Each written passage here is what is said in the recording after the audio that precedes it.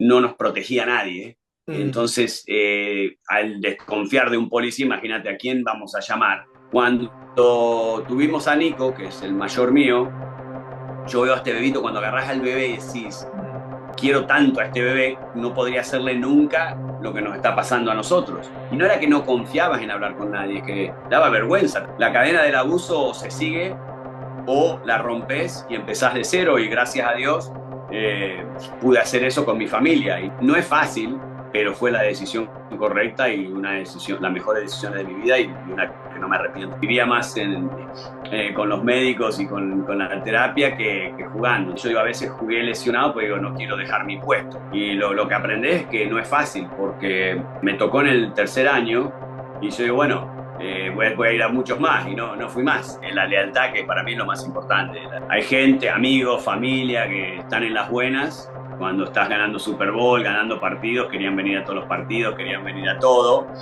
Una vez que empezaron las lesiones, que no pateaba tan bien, medio como desaparecieron. Bienvenidas, bienvenidos de nueva cuenta a un episodio más de The Shoes Project. Yo soy Enrique Cano y lo recibo con muchísimo gusto. Y sobre todo hoy, porque nos vestimos de gala, ponemos los manteles rojos, ponemos la alfombra roja, porque hoy recibimos a un gran ser humano, sobre todo un gran profesional. Y ustedes ahorita lo van a ir conociendo, pero quiero hablar de esta gran persona y de este gran ser humano como un auténtico campeón, no solamente en el emparrillado, sino también en la vida.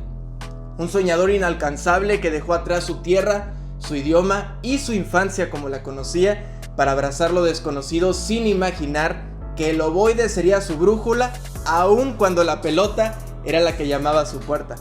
Detrás de ese casco y cada patada yacía el corazón de un niño que enfrentaba sus propias batallas internas cuando nadie miraba, poniendo su nobleza, su esfuerzo y el amor inquebrantable de su familia por delante para encontrar su propia identidad.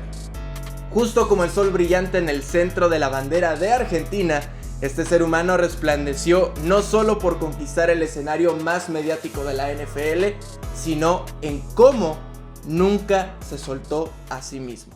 Martín Gramática. ¿Cómo estás? Qué honor, qué placer tenerte con nosotros, Martín. ¿Cómo andas?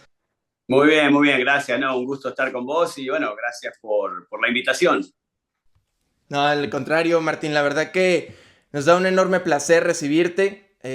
Como lo decíamos al principio, ponemos los manteles largos porque el contar tu historia se vuelve una gran satisfacción y sobre todo escucharla de tu parte con toda esa esencia, con esa valentía, con esa fortaleza que has atravesado a lo largo de tu vida para poder ser el ser humano que eres hoy.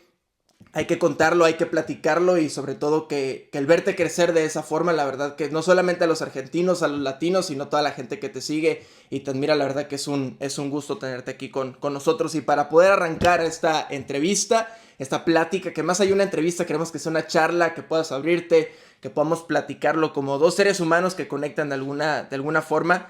Quiero preguntarte, hablando de lo que decíamos al principio de este podcast, del episodio, que hablábamos un poco de la identidad. Tú siendo un niño tan pequeño, a los 9 años te vas de Argentina para ir a conquistar el famoso sueño americano junto con tu familia. ¿Cómo manejaste a tan temprana edad, o siendo un niño de 9 años, que te arrebaten de cierta forma una identidad que tú venías atravesando, ¿no? La identidad que tienes con tu país, tus amigos, tu familia, y también de cierta forma ya estando en Estados Unidos tener que decirle adiós a la pelota, que era tu pasión, porque ni siquiera querías jugar fútbol americano, ¿no?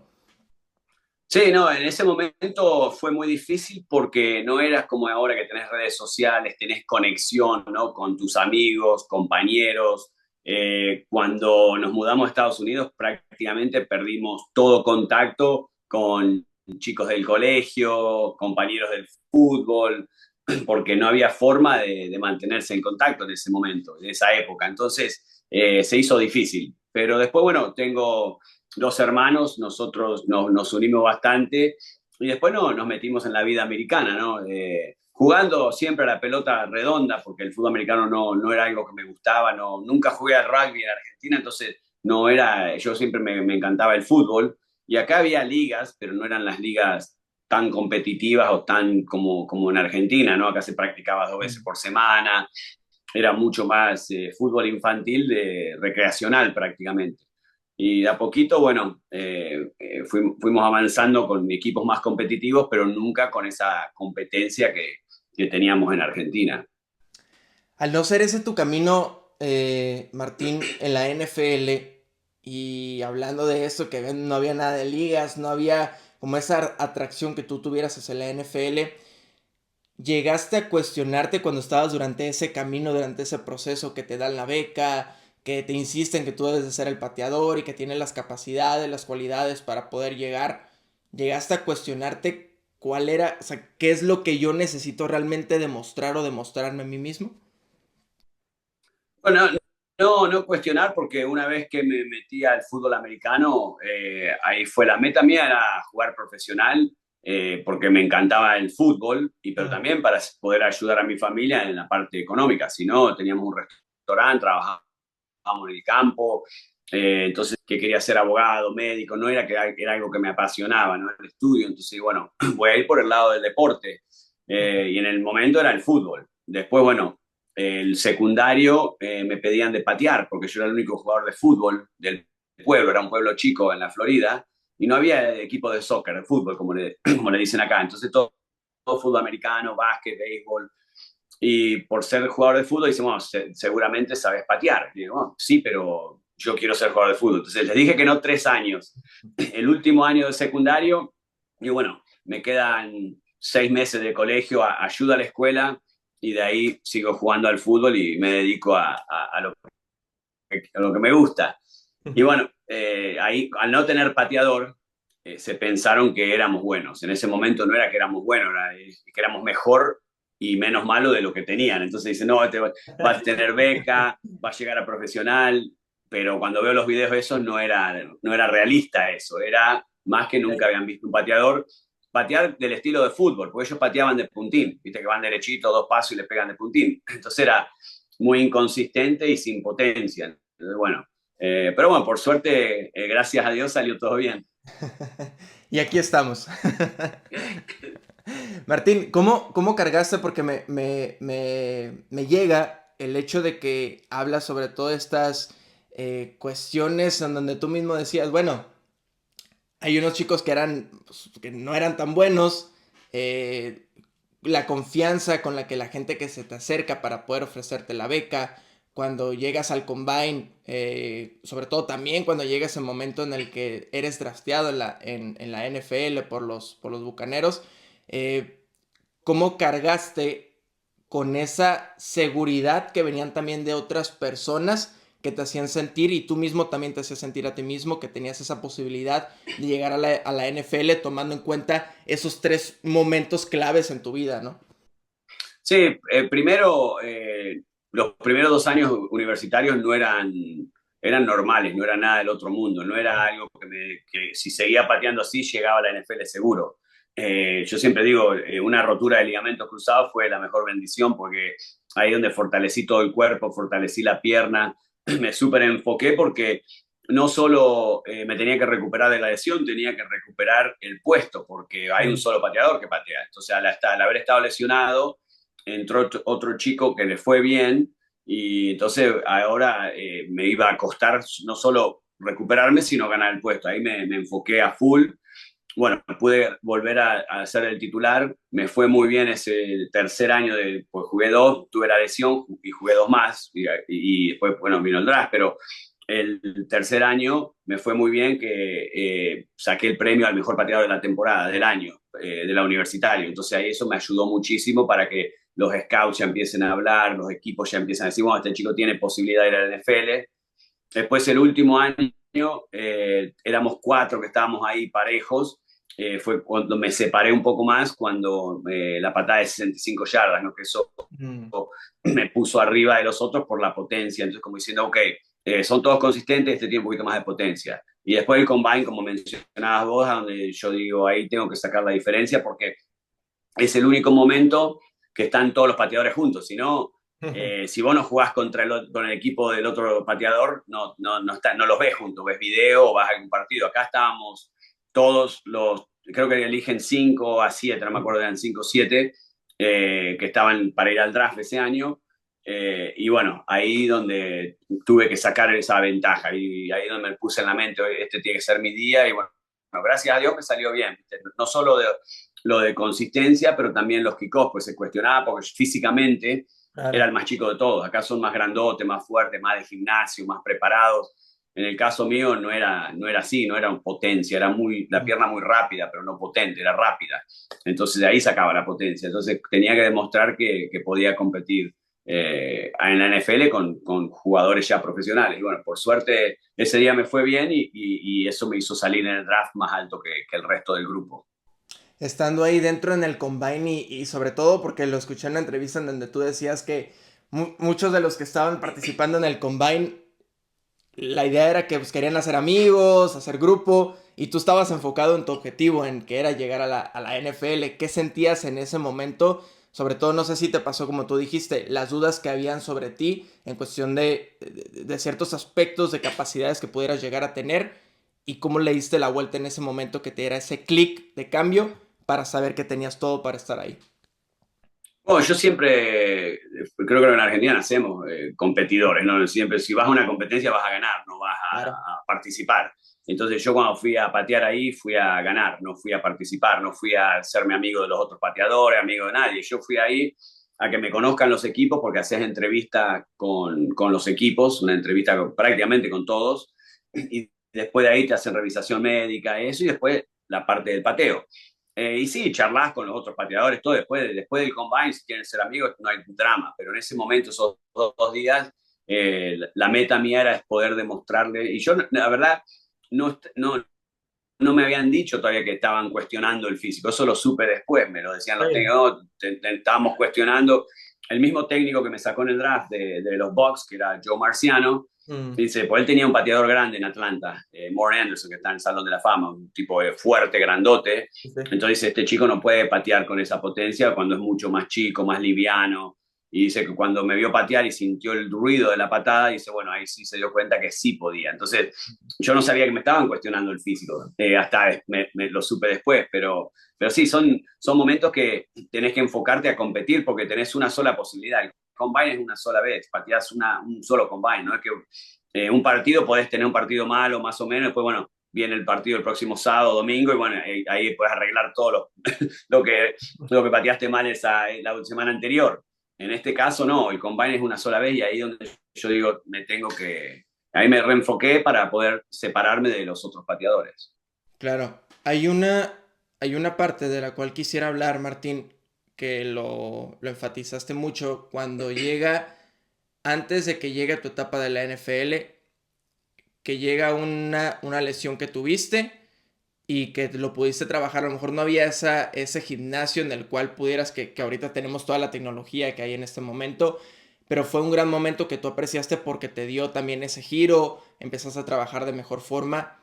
Y me quiero saltar un poco en esta comparación de esa lesión a después, cuando son tus últimos años en la NFL, cuando llegan esas constantes lesiones, justamente te operas después del Super Bowl, que ahorita también me gustaría que lo pudiéramos platicar, que te hacen una operación que ni siquiera era una operación de que te dijeron que era una hernia y era pubalgia. Te empiezas a desgarrar también, tienes una lesión con los Saints, te infiltran 6 semanas, entonces empiezan a hacer esta constante lucha de situaciones y que tú lo dijiste, me arrepiento de esa primera operación que tuve. ¿Cuál fue, o sea, de dónde venía esa exigencia tanto que le habías puesto a tu cuerpo? No sé si venía desde una situación por frustración de sentir que por la mente, porque tú lo dijiste, mi mente podía más que mi cuerpo. O no sé si venía del otro lado también, vamos a ponerle esta etiqueta, no sé si sea así, de la parte del ego, pero puede ser un ego transformándolo también en algo positivo por lo que tú mencionaste, un pateador, lo quitan de ese puesto y ya no estás en el equipo, te cortan y te mandan a otro lugar, ¿no? Sobre todo porque viene esta exigencia, autoexigencia contigo mismo de tener y demostrar que puedes estar ahí todavía. Sí, la lesión de la universidad es distinta a la lesión cuando llegué ya a los profesionales, porque la lesión fue los ligamentos cruzados. Mm, Entonces, en ese momento era hacer terapia, rehabilitación, y después fortalecer todo el cuerpo. Entonces ahí donde Claro. para mí, por eso te digo, fue una bendición esa lesión porque ahí fortalecí todo el cuerpo, la pierna. Cuando volví me sentí mucho más firme, más cómodo, pateaba con menos esfuerzo, no tenía que reventar la pelota porque ya venía un poco más armado físicamente, entonces eso me ayudó. Mm, Las otras lesiones fueron porque cuando llegas a la NFL hay un solo pateador. Como decías vos ahí, o estás jugando o te cortan, claro. no te dejan en el equipo de práctica, porque en ese momento había 6 jugadores en el equipo de práctica, ahora hay 12. Entonces por ahí te pueden bajar al equipo de práctica, te rehabilitas y jugás. Ahora no, ahora hay opciones para eso. En esa época no tanto porque no había ningún pateador en el equipo de práctica, era prácticamente o titular o sin equipo y tenías que esperar que te dé opción y buscarte otro equipo. Así que por eso yo digo, a veces jugué lesionado, porque digo, no quiero dejar mi puesto, porque si dejas Mm, el puesto, olvídate que ya no lo recuperás en este equipo, tenés que irte a otro lado. Entonces yo digo, bueno, aguanto la temporada, después de la temporada me puedo recuperar o operar. Y la primera operación que me hicieron de hernia, se equivocaron porque era una pubalgia y ahí donde ya la pierna no me quedó bien, entonces ahí tuve que siempre, me operé 2 veces más después de esa operación para arreglar la primera operación y una vez que ya la pierna, viste, ya no venía al 100%, o sea, como que ya me fallaba un poco, entrenaba, pero me dolía tanto que a veces no podía patear, había prácticas, había semanas que no pateaba ni una pelota en la semana y mm, me infiltraba para el partido y jugaba, entonces en otros deportes por ahí sí podés hacer eso, en el pateo, ponerle o en el tenis o en el deporte de timing, golf, no podés, porque esto es todo timing, ¿no? Yo tengo que, de cuando saca la pelota del centro a que yo la pateaba, era 1.31 segundos, o sea que tiene que ser todo un timing, toda la pierna tiene que funcionar a full, y al no poder tener ese timing me costó mucho los últimos años. Y después, obvio, también otras lesiones, siempre desgarros, molestias, vivía más con los médicos y con la terapia que jugando, entonces se hizo difícil esos últimos años por eso, no por las lesiones, pero de seguir jugando, quería seguir jugando, obvio. Cuando la última lesión, me desgarré 5 músculos, digo, no, ya está, el físico no me da más. Y ahí decidí retirarme, que creo que si no me retiraban, me retiraban, porque no me iba a agarrar nadie con la pierna prácticamente colgando, así que me Ahora una, ahora retiré. la otra. Volver a patear no creo que volvía, así que Claro. voy de mi lado. Decido Martín, yo. justamente con eso que platicaste, ¿cómo sentías que cuando viviste ese momento del Super Bowl, cuando conquistas el Vince Lombardi, más allá de preguntarte qué fue lo que sentiste, qué emociones, etcétera, porque sé que eso constantemente te lo han preguntado, me gustaría saber qué lección, qué fue lo que aprendiste tú al haber sido nombrado como, o al haber ganado el Vince Lombardi, y de qué forma te preparó para esa segunda etapa de la que estábamos platicando, que fue un poco más oscura por el proceso de las lesiones. Sí, no es que es la meta de todo jugador, porque vos cuando llegás a cualquier deporte, ¿no? Futbolistas ganar un campeonato, jugar en la selección, ganar un mundial. En el caso del fútbol americano es ganar el Super Bowl. Cada jugador que llega a la NFL o que está jugando fútbol colegial, digo, quiero llegar a la NFL y ganar un Super Bowl. Que se me haya dado fue impresionante, ¿no? Porque eh, aunque siempre es la meta, nunca sabes si te toca un equipo bueno, un equipo malo. Tampa no había ganado nunca y venía subiendo, ¿no? Y le venía trayendo jugadores buenos. Teníamos un técnico impresionante, Tony Dungy, que armó el equipo. Después vino Gruden, que fue el que nos ayudó a llegar a ganar el Super Bowl. Así que tenían que pasar muchas cosas para poder ganarlo. Y lo que aprendés es que no es fácil, porque me tocó en el tercer año y yo digo, bueno, voy a ir a muchos más y no fui más. Es difícil llegar al Super Bowl. Lo hace parecer fácil Tom Brady, porque iba todos los años prácticamente, pero el resto de los jugadores normales es muy difícil. Eso es lo que te das cuenta que no es tan fácil llegar. Por suerte se nos dio a nosotros que lo ganamos, porque eso era una de las cosas que siempre, uno de los mensajes, ¿no? De Gruden, de no desperdiciar esta oportunidad, porque por ahí no nos toca nunca más esta oportunidad. Entonces, fuimos muy enfocados a ese partido, teníamos una defensa espectacular, la mejor de la liga, por eso hay muchos de mis compañeros en el Salón de la Fama y la mayoría, sí, todos, del lado defensivo. ¿Por qué? Porque teníamos la mejor defensa de la NFL en esa época. Sí, claro. Y sobre todo se me hace muy curioso porque todos recuerdan evidentemente tu discurso cuando se termina el Super Bowl, cuando te entrevista John Sutcliffe y estás con todas las emociones y tu discurso, tu mensaje. Justamente ayer lo estaba volviendo a ver porque dije, este momento tengo que volver a revivirlo.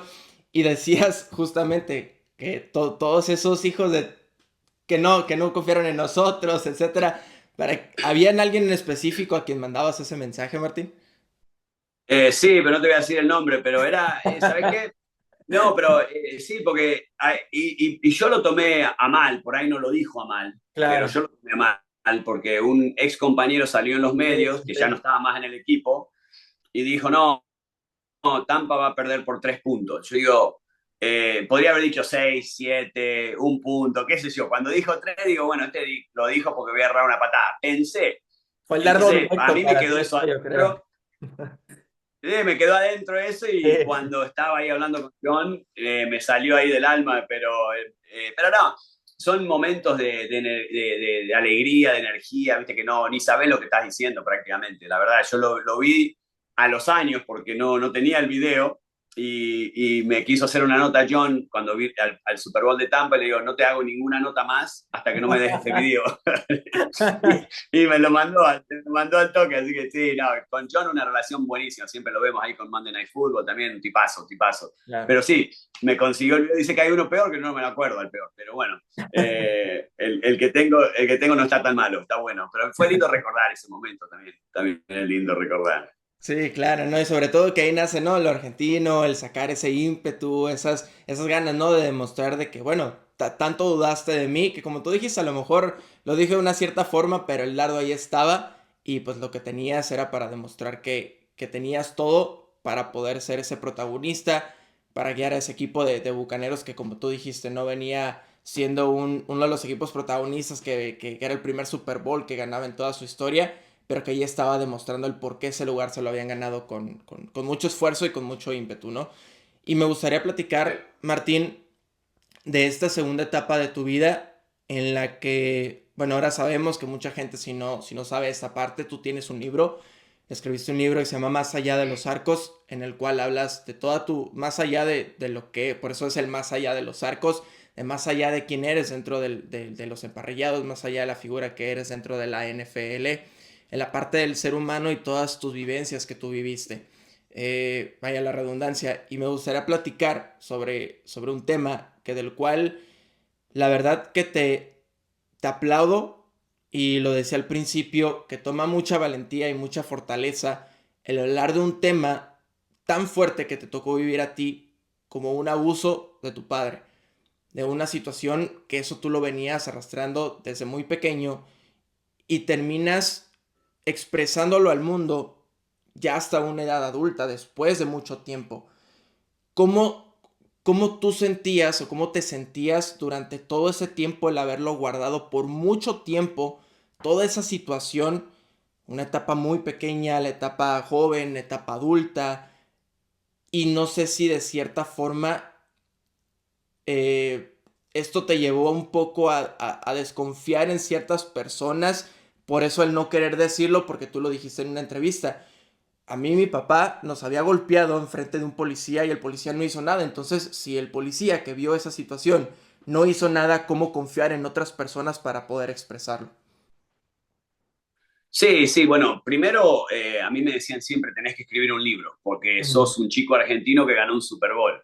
claro. Entonces esa historia va a ser impresionante y yo decía, bueno, estaría lindo, pero después al hablar con mi señora y hablar de lo que el futuro, si vamos a hacer un libro, si voy a escribir un libro, quiero que sea toda la historia, porque hay muchas cosas, porque la gente ve generalmente cuando el deportista llega y dice, fue fácil, porque ahora Mm, llega, juegan en primera, juegan en la NFL, juegan en la NBA y son superestrellas, pero no ven que a veces es un camino difícil. Para la mayoría son caminos difíciles de mucho sacrificio, y en el caso nuestro fue una infancia muy difícil, ¿no? Porque no nos protegía nadie. mm, Entonces, al desconfiar de un policía, imagínate a quién vamos a llamar. aparte con las amenazas que si llamás a la policía te amenazaba, entonces como que lo mantuvimos eso adentro y yo no, la verdad que sabes que no está bien, pero como que no te das cuenta que está tan mal porque es lo que vos vivís toda tu vida. Entonces como que ya es parte de la vida y no te das cuenta. Cuando tuvimos a Nico, que es el mayor mío, yo veo a este bebito cuando agarrás al bebé y decís, Mm. quiero tanto a este bebé, no podría hacerle nunca lo que nos está pasando a nosotros. Entonces como que ahí reaccionás de decir, no puede ser, esto no puede ser, no puede ir más, no puede dar más. Yo no quiero que mis hijos vivan con eso, no quiero que mi señora vea eso tampoco. Entonces hicimos un pacto de prácticamente separar esa parte de la familia. Y Mm. fue la mejor decisión de mi vida, te digo, porque, bueno, mi señora siempre estuvo a mi lado, Santiago, el más chico, mi hermano más chico, que somos 7 años, yo lo protegía antes de los golpes y ahora él es mi protector porque él es también, viste, protege mucho a la familia, es muy Claro. familiar también y tenemos una relación buenísima. Entonces, eso, por eso decidimos no hablar más y separar esa parte de la familia porque quería, y Santiago también, ¿no? Queríamos que nuestros hijos no vean eso, no vivan eso Mm. y bueno, por eso yo creo que era importante poner en el libro porque si alguien está pasando algo parecido o algo que no, sea, no crean que esté bien, tener la confianza en hablar con alguien y salir, yo creo que ahora es un poquito más fácil que antes. Antes, viste, si vos hablabas con un psicólogo eras débil, ahora se habla Mm. más con Sports Psychology, hay más opciones, ¿no? Entonces yo creo que si hay alguien que el libro puede ayudar, pues una de las cosas que yo siempre quiero que la gente sepa que no lo escribí para dar lástima, que diga, pobre, mira lo que le pasó. Claro. Es más para poder ayudar a alguien y decir, mira, si él pudo salir y romper esa cadena, porque la cadena del abuso se sigue o la rompes y empezás de cero y gracias a Dios pude hacer eso con mi familia y no que mis hijos no vean y no vivan lo que viví yo. Entonces, por eso fue más que nada la razón que yo quería poner todo en el libro, porque también no me parecía bien poner solamente lo lindo, porque es como una, que es una, no es la vida real, no es así. Entonces, para mí era importante poner todo en el libro y bueno, por suerte, bueno, también como decía de confianza, necesitaba alguien de confianza la Mm. historia, pero tampoco fueron fácil de revivir. Y Alfonso y Carlos, los dos amigos, con Carlos hacemos los play-by-play ya 8 años llevamos haciendo el play-by-play de los Bucks, él hace el play-by-play, yo hago el call de la confianza, que yo les podía con confianza contar estas historias que a veces no eran difíciles, no eran fáciles, ¿no? Que eran difíciles de contar, pero que eran necesarias para contar toda la historia. Sí, sobre todo qué bueno que lo mencionas porque sí toma mucha fuerza, como tú dijiste, hay mucha gente que no se atreve a dar ese paso no porque no quiera, sino porque no puede y no sabe cómo hacerlo. Y muchas personas también que son amigos o son familiares de esas personas saben que han vivido ese tipo de situaciones y tampoco saben cómo dar ese apoyo, ¿no? Que también resulta muy complicado a veces de qué forma lo hago, cómo lo manejo, cómo lo platico, cómo lo dosificas, ¿no?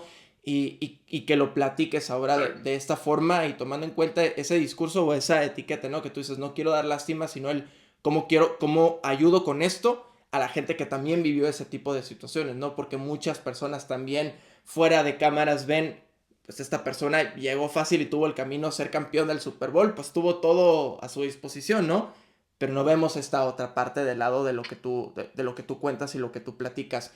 No sé si en su momento, Martín, como tú lo dijiste, que antes en su etapa, y lo hemos platicado mucho este podcast con anteriores invitados, que hablas de que la psicología o el apoyarte con un psicólogo siempre estaba esta etiqueta del ser débil, ¿no? Esta relación directa.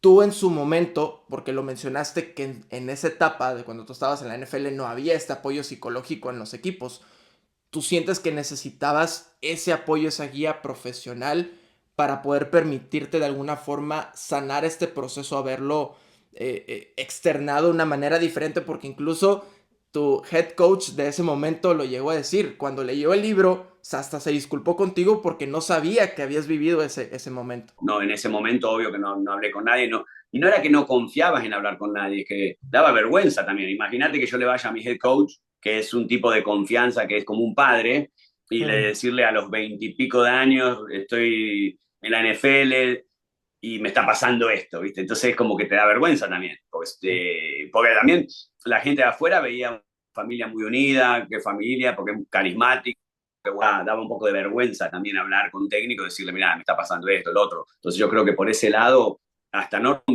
creo que un psicólogo podría haber ayudado, pero ahí te ayuda a manejar un poquito más mejor y sentirte mejor en los entrenamientos, en las prácticas, qué sé yo.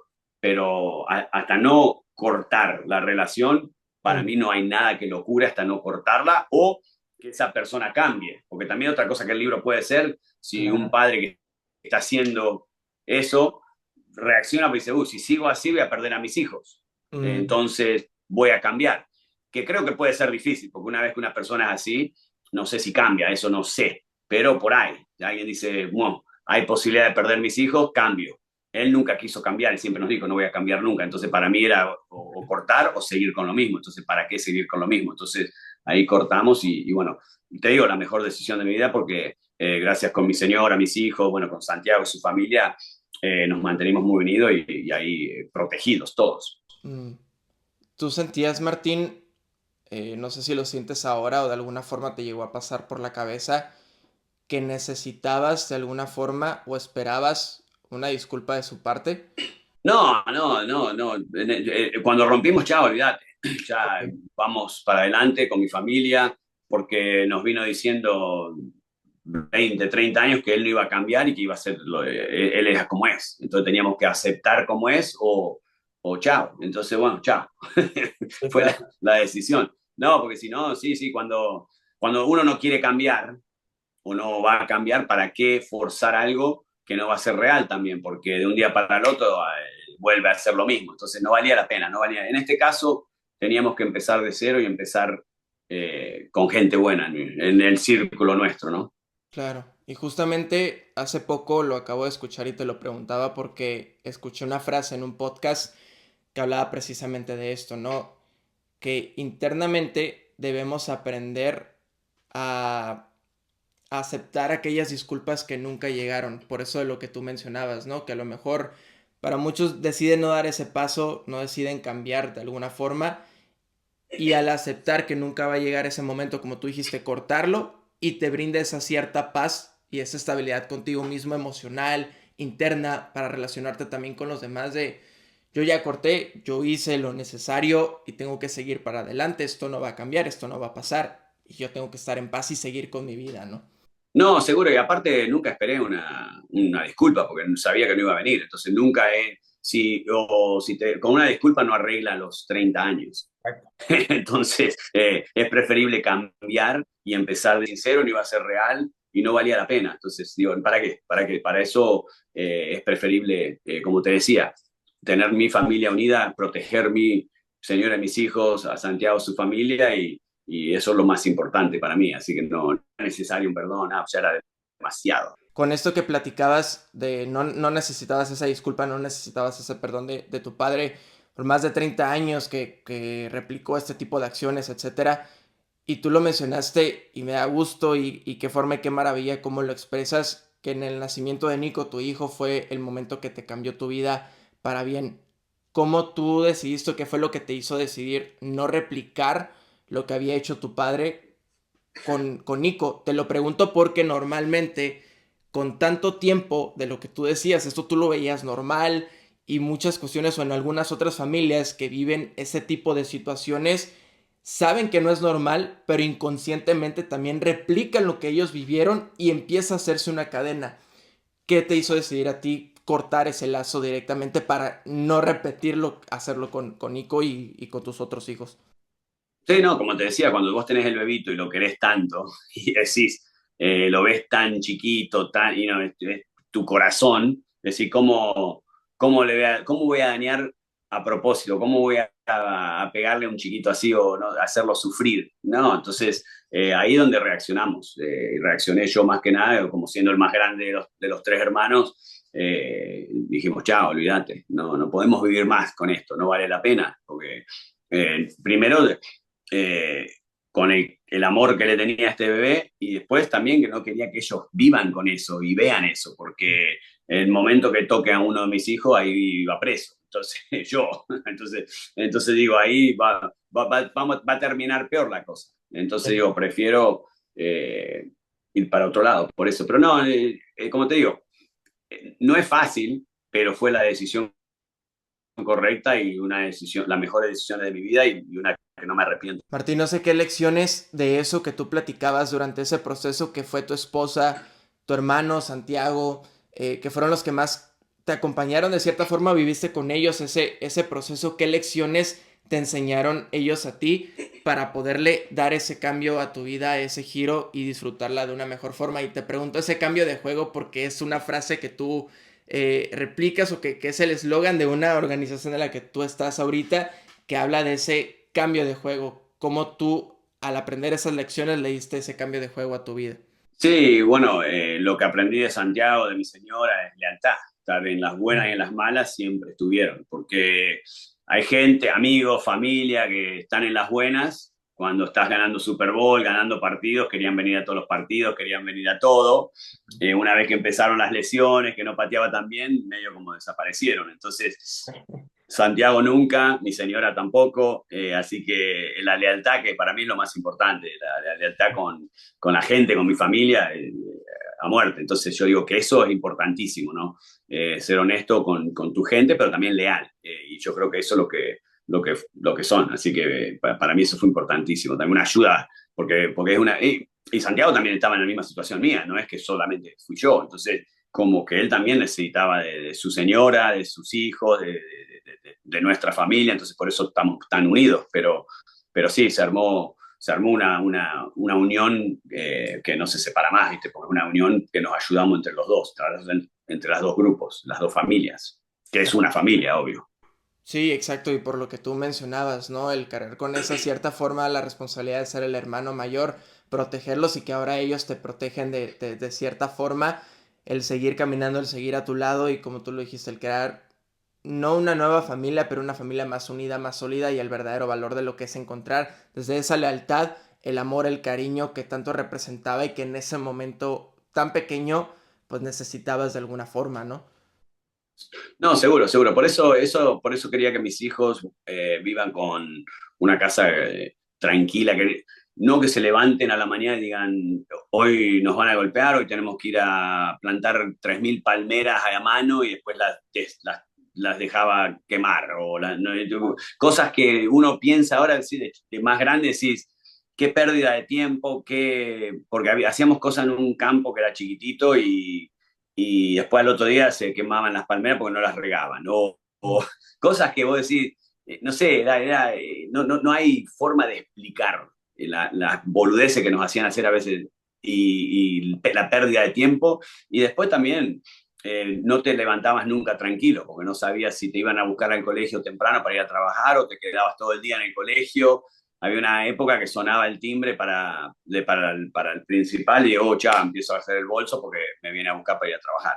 Y ahí íbamos a trabajar al campo. Entonces, ya metía los libros o el cuaderno en el bolso sabiendo que el cepín era para mí. Entonces, eso no quería que mis hijos vivan así, quería que vivan tranquilos, que tengan oportunidad porque también Nico estaba jugando en la universidad, Gastón acaba de decir de no firmar todavía, pero va a firmar con USF acá en Tampa también.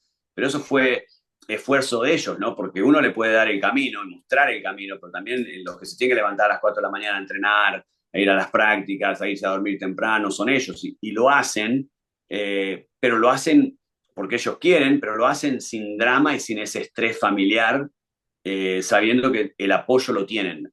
Si llegan, perfecto. Si no llegan, sabemos que dieron todo para tratar de llegar. No es que, entonces, por eso yo quería que ellos puedan tener esa oportunidad, si eso el deporte era lo que querían hacer, sin el estrés del deporte ya es bastante, porque sos más en el puesto nuestro, que hay un solo pateador.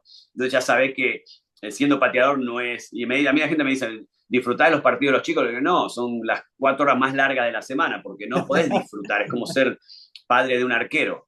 El padre del arquero no puede disfrutar el partido, porque sabe que el pateador es parecido. Podés meter 5 buenas patadas, ras la última y perdiste el partido. Entonces, no se disfruta, pero obvio que estamos súper orgullosos de lo que han logrado, pero eso es el esfuerzo de eso. Entonces yo quería que ellos, si se enfocan y trabajan, que ya tengan esa oportunidad de llegar sin el drama en casa, porque ese drama es algo que a nosotros, llegás a la práctica, cuando llegás a tu casa donde tenés el momento de relajarte, tranquilizarte, y bueno, a nosotros era al revés a veces. Vos salías estresado de la práctica por ponerle que, o de un partido que te haya ido mal o un partido que perdíamos. Llegás a casa y decís, bueno, acá me relajo unos días, un día, dos libres que tenemos, vamos a entrenar de vuelta. Y llegabas y había más drama en casa y entonces como que no te podías relajar nunca, y físicamente y mentalmente también.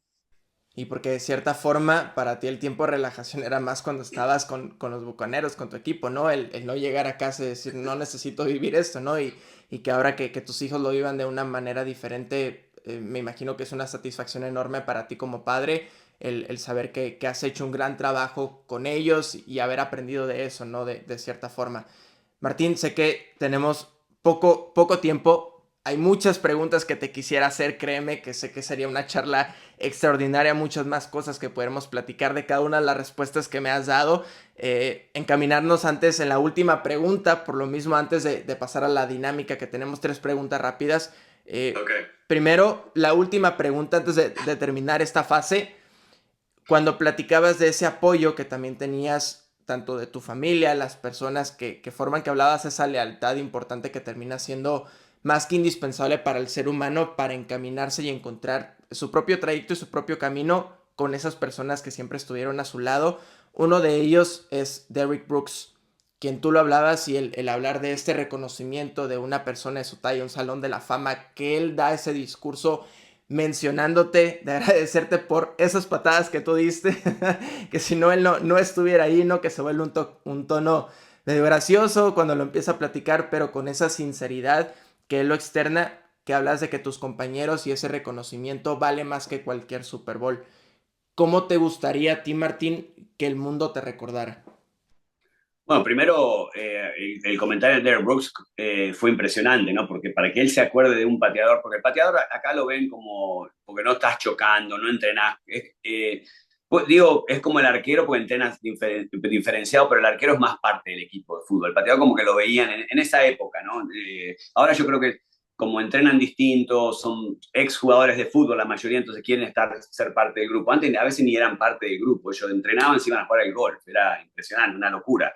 Pero para que él se acuerde y mencione eso, fue impresionante. Fue para mí, como te decía, fue ganar el Super Bowl 10 veces, porque para que un compañero se acuerde de vos después de habernos retirado hace tantos años y me mencione en su discurso del Salón de la Fama, fue impresionante. Pero eso es lo que, no sé cómo quiero que me recuerden. Yo digo, bueno, buen compañero y bueno, buen padre, buen esposo, ¿no? Eso es lo más importante, y buen amigo. Que para mí, el grupo mío, si sos parte de mi grupo, a muerte con mi gente, ¿no? Entonces, bueno, eso es lo que quiero que la gente que realmente está cerca a mí, cerca de mi familia, sabe que la lealtad, eso como te decía, la lealtad para mí es importantísimo. Y bueno, que sea buena, que se creen que digan que soy buena persona, no sé qué te decir.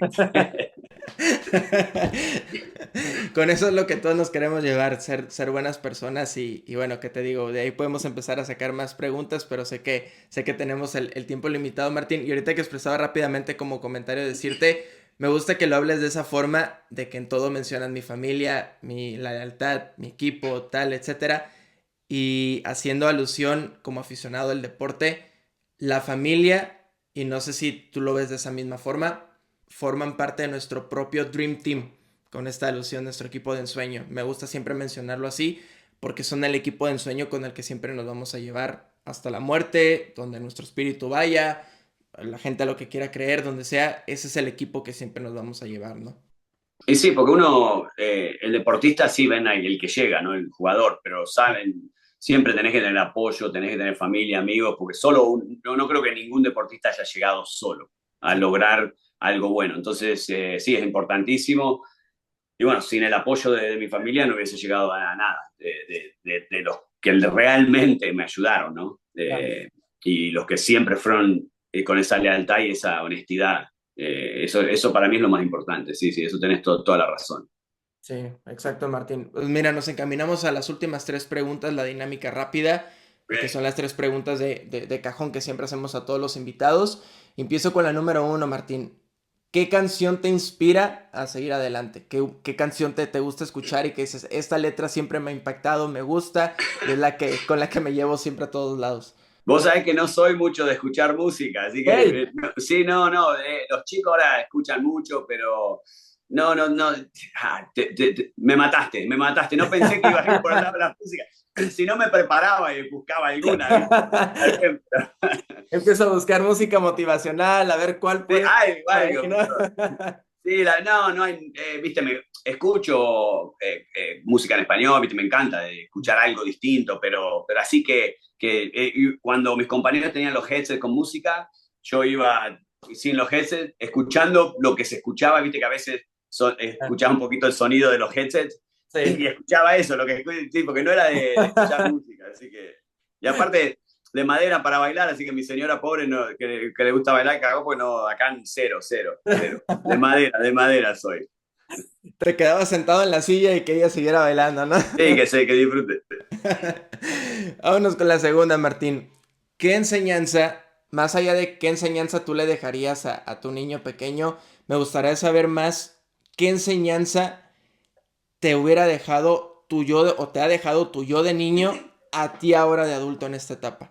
De niño me hubiese gustado haber podido, qué sé yo, confiar en alguien y haber roto esa relación o el abuso ese físico y mental, ¿no? Antes, yo creo que si sabía que podía haber confiado, capaz que había alguien para confiar, pero en ese momento no sabíamos. Número 3 y último, Martín.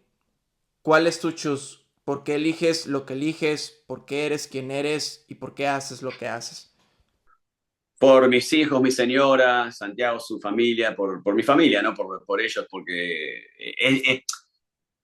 es lo que me apasiona a mí, estar cerca de ellos. Por eso con Nico empecé a los 3 años con el equipo de fútbol de él, entrenándolo, así que estos fines de semana siempre con deporte. Ahora estoy con mi nena, que es la única futbolera que me queda, los demás están con el fútbol americano. Ella juega flag también, así que tengo miedo de que perderla al flag, pero espero que siga con el fútbol. Y sí, eso, viste, el deporte fue parte de mi vida, me encanta el deporte, pero poder compartirlo con mi familia es lo mejor. Perfecto, Martín. Te agradezco tu tiempo. Realmente, como te digo, me hubiera gustado estar platicando más tiempo contigo. Sé que tienes más ocupaciones y tu tiempo es medido. Vamos a hablar de Argentina, de tu pasión por el fútbol, tu hija, etcétera. Entonces, ojalá en algún momento pueda haber una segunda parte de esta plática. Agradecerte por la sinceridad, por la confianza, por la valentía, la fortaleza. Sé que más allá de lo que escribiste en el libro, pero el seguir recordando este tipo de momentos, más allá de que ya lo hayas sanado de cierta forma, soltado y expresado al mundo, que te des ese tiempo y ese espacio para, con esa sinceridad y esa vulnerabilidad para poder expresarlo con nosotros, te lo agradezco sinceramente y bendiciones para ti, para toda tu familia, que sigan los éxitos, Martín, fuerte abrazo y gracias nuevamente por tu tiempo. Bueno, no, te agradezco la invitación, estuvo buenísima la charla, espero, bueno, me hubiese gustado estar más tiempo también, así que bueno, hacemos la parte 2 sin ningún problema, así que estuvo muy linda la charla y bueno, te agradezco la invitación y mucha suerte, ¿no? Con el podcast, así que no son fáciles a veces los podcasts y acá te deseo lo mejor con tu podcast. Si te gustó esta plática, no olvides suscribirte a este canal y seguirnos a través de las diferentes plataformas digitales como @theshoesproject y sumarte a la pequeña pero gran comunidad de esos seres humanos que se siguen eligiendo a sí mismos. Yo soy Enrique Cano y recuerda, choose your passion, choose your purpose, pero sobre todo, choose you. Esto es The Shoes Project. Hasta la próxima.